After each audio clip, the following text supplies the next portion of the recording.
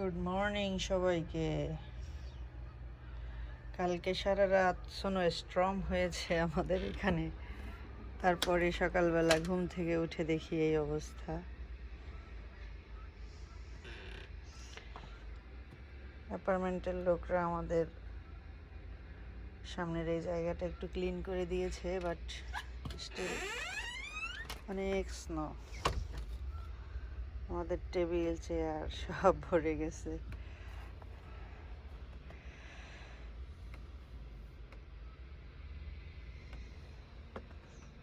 এই প্রথম এত স্নো দেখলাম এই বছর। আজকেও সারাদিন পড়তে পারে, বাট জানি না। অ্যাপার্টমেন্ট খুলে গেছে, আজকে মানডে, লোকজন এসেছে। কালকে সারা রাত ঝড় হয়েছে আর বৃষ্টির মতো স্নো হয়েছে।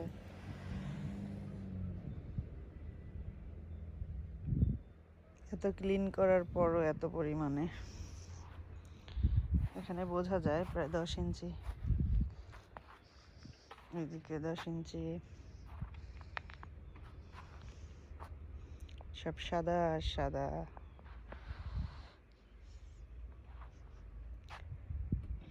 এটা হচ্ছে আমাদের বাসার সামনে।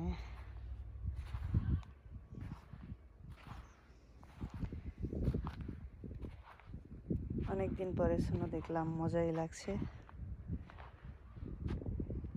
এদিকে তো পুরো সমুদ্র হয়ে গেছে।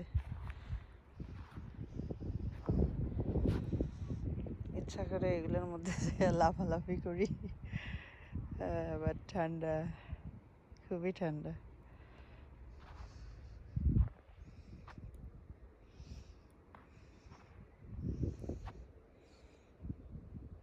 এখান থেকে ক্লিন করে নাই, গাড়ি ছিল তাই। ওইদিকে একটু একটু ক্লিন করেছে। আমি একটু সামনে হেঁটে আসি।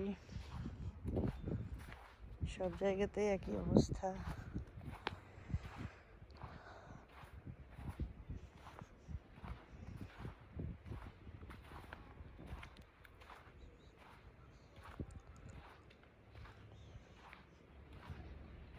সবাই সবার বাসার সামনে ক্লিন করতেছে।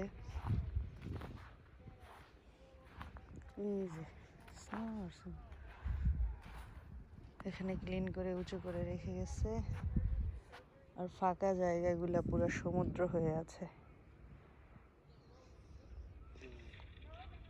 15 ইঞ্চির মতো হয়েছে মোটামুটি, যেহেতু সারা রাত পড়েছে তাই।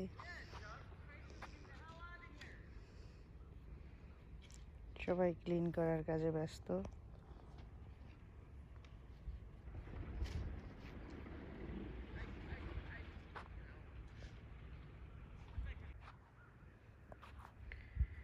সবার বাসার সামনে এই অবস্থা।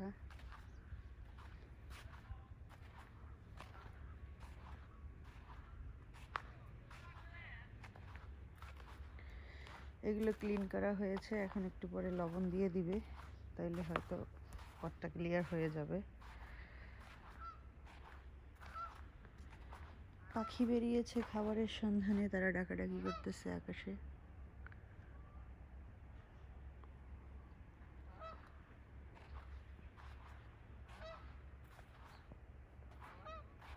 তো এই জানুয়ারির 17 তারিখে স্নো আপডেট, নিউ ইয়র্কের অবস্থা।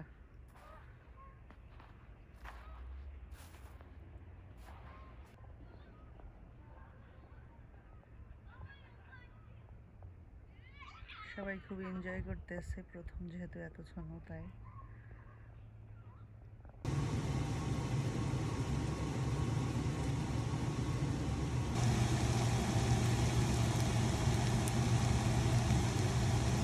বাহিরে এত ঠান্ডা দেখে বাসায় এসে খুব ঝাল কিছু খেতে মন চায়, তাই গাজর আর আলু ভাজি করেছি।